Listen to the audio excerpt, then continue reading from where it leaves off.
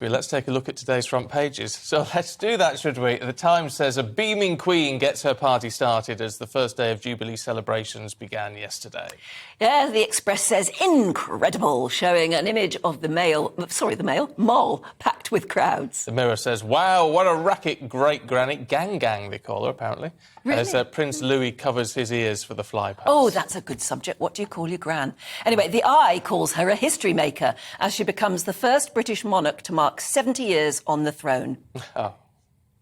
That's a good one, though, to ask you is, what do you call grandma in your family? Because lots of grandmas have funny names, don't they? Yeah. Gang is quite a well-known one. I mean, there's the nanas, and my mum was known as Bobo to my children. Bobo. Oh. Don't know why. I had Nana and Grandma. So Yeah, but then if you have two sets, you often call one set Nana and Grandpa, or Gran and Grandpa, or whatever. Yeah. Anyway, if you've got an unusual name for Grandma, do let us know. Great Grandma she is as well to Louis. Yes. Let's find out what Benjamin Butterworth of The Eye and journalist and broadcaster Nabila Ramdani make of it all. Good to see you both this morning. I'm going to ask you, Nabila, in France, then, what do you call a grandmother? Or Grand-mère. Grand-mère. Mm-hmm.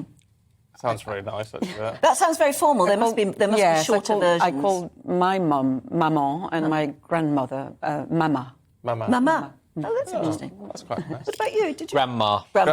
Yeah. She's watching today, Myrna. She's watching. Morning, Excellent. Grandma. Morning, grandmas everywhere. And particularly great grandmas as well. Nabila, Harry and Meghan in the Mail.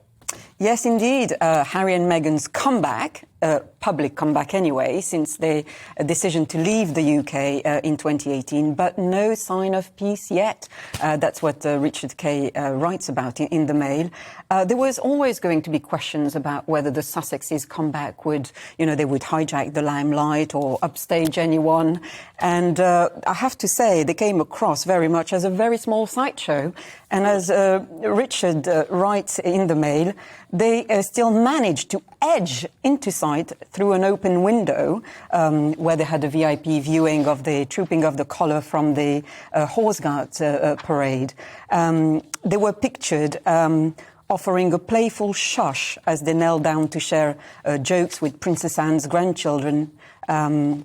But don't you feel that's a bit mealy-mouthed of Richard Kay in the Mail? He's sort of pointing out that they were lurking in the shadows, and yet if they hadn't lurked in the shadows, he'd be criticising them for coming out. Well, technically, they were banned from being inside for the balcony ceremony and the trooping of the colour. So it was very, they were, I think, quite rightly kept away from the main event. Let's not forget they're not working royals anymore in any shape or form. On the contrary, they made very damaging public comments against an institution and indeed against the royal family itself. So I have no personal opinion on either of them as people, but I feel like if you have attacked an institution and it seems absurd then to turn up and pretend that you're there to support it. And at the most basic level, the claims or the allegations of racism they have made, they have not substantiated them with any evidence so far.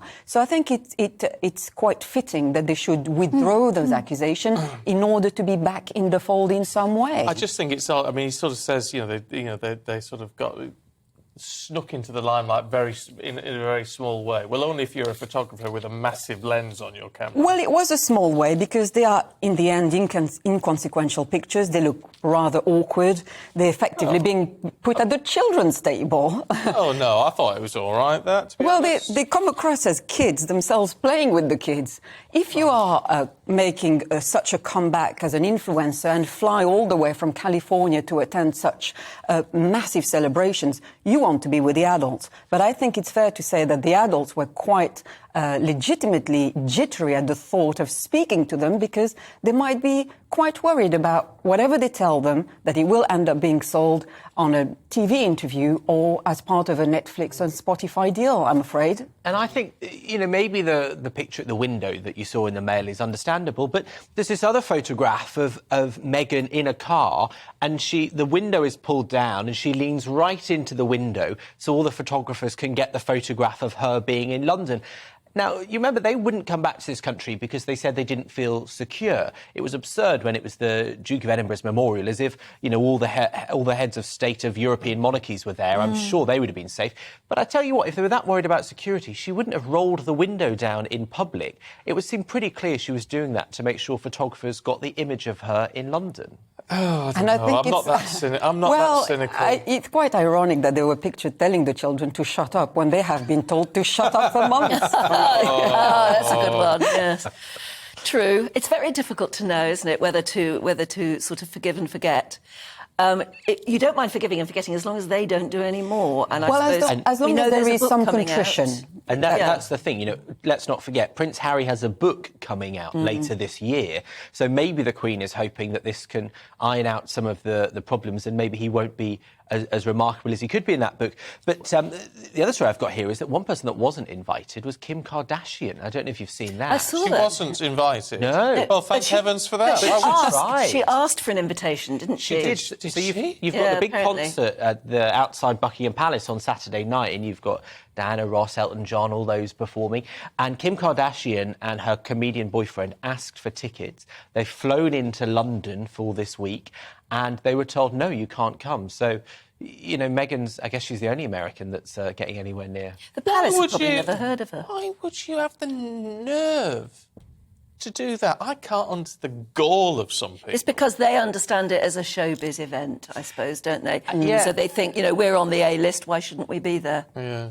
But I think, you know, this idea of the royal family looking like the Kardashians, which is kind of what Harry and Meghan have done to it a little bit with the Netflix and Spotify and the rest of it, you can understand why the royals wanted to be a million miles from that. You know, there are plenty of celebrities that are welcome to attend that. You know, Julie Andrews will be in the audience, all sorts. Oh, she? she gave a lovely video message as well Did to she? the Queen. Oh, I yeah. love Julie Andrews. I know. She gave a lovely video message to the it's Queen. nice. It was really moving. But I feel like bursting into song. I know, there. absolutely. Dame Mary Poppins. I should sing at a street party, Yes, Benjamin. exactly. Apparently, there are 70,000 street parties planned over this 4 days, yesterday and the coming 3, of which 10 million people will attend. And you've got ones, there's one in Morecambe, where there'll be 5,000 people along the seafront with 500 tables. You know how to do it in Morecambe. Yeah, exactly. Is that where you're from? Well, not far away. Near. That neck of woods. You've got them all over the country. And I just think, you know, I said it in the first 6:31 we did, but, you know, in many ways, the idea of the monarchy and the Queen is ridiculous. Of course it is. If you write it down on paper, you'd think, what on earth are you thinking? But it is basically the only thing that will get all these communities around the country, 70,000 streets. That's true. Over this weekend, Yeah. we'll have the elderly and the young and the often lonely sat together. They wouldn't do sharing it for a Prime cucumber Minister or a sandwich. President, would they? No, and you wouldn't even do it for something like the Olympics, right? You wouldn't get this scale of community. And, you know, the whole thing might be ridiculous, but I think for that joy itself... It's worth it. melodramatic, but it's meant to rise above politics, to unite people. Yeah. That's the thing, I think, rising above, because everything else in society and how we're ruled and governed is split, isn't it? You know, as people vote, if you happen to vote for the party that's in power, well, great, but lots of people don't, of course. Well, that's right. You have to like the royal family because nobody voted for No one them. voted for them. And you're right about the history thing, because there are 2 people left in this country who are Edwardians. And I tried to interview them both. What? Sadly, one of them was sick. There are 2 women, Ethel and Rose, who were born under Edward VII. Wow. So that's the grandfather of the one who abdicated. Yeah. They both live in Surrey. And Well, how old must they be? 112, about to turn 113. Wow. So there are 2 Edwardians still alive today who have seen 5 monarchs. That is amazing. It really is. I was talking to one of our guests yesterday down at the Palace. So you think the Queen's been on the throne for 70 years. The British monarchy stretches 1,000 years, give or take. So she has been our Queen for nearly 10% of the history of the British monarchy. Yes. Which, That's I mean, it's extraordinary It's as well. remarkable. I mean, what a wonderful legacy. And, you know, it's just so important to celebrate and honour her, because she's quite an impressive leader in many respects. And that's why we've seen world leaders actually paying, you know, the most sincere tributes to her for her years, decades of devotion and indeed service. She sets a remarkable example, it has to be said. Yeah, it's I think extraordinary, so. isn't it? You know, you think about how old Joe Biden is, right? He's the oldest US president ever. Well, 76? yeah, 76, 77, right? And he was obviously 6 or 7 when he won't even remember That's a right. world in which the Queen wasn't the Queen. Yeah. Yeah. I mean, that's extraordinary longevity. She's been Queen for about the third of the length that the USA has existed, right? It's absurd when you put it in proportion. crazy. That is weird. Crazy. Oh, wow. Apart from anything else, she's allowed us to talk about good news almost entirely throughout the programme this morning and all of yesterday.